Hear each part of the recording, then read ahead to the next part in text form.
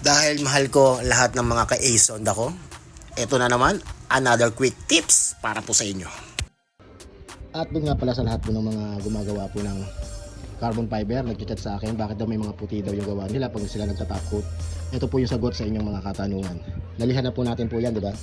Ngayon para makita natin po yung pagkaputi po niya na naiwan na hindi nyo po talaga na liha or natanggal, ang ginagawa ko po, bababad ko lang po ulit sa tubig yan. 5 minutes to 10 minutes. Pag meron dyan pumuti, ibig sabihin nandoon pa yung sticky. Ayun po yung dahilan sa paggagawa nyo ng carbon fiber kung bakit pag finish na, doon nyo na nakikita po yung puti po niya. Malaking problema po yun kasi nakapagtapot na kayo.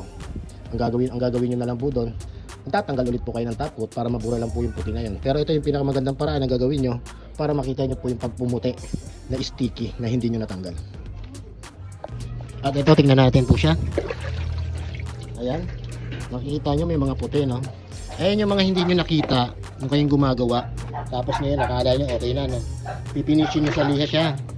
Dapat pag finish nyo sa liha, binababad nyo para siya sa tubig para sa makasigurado kayo na wala na yung mga puti-puti na yan. Saka na kayo mag-finish ng top coat pag make sure na wala na po talaga.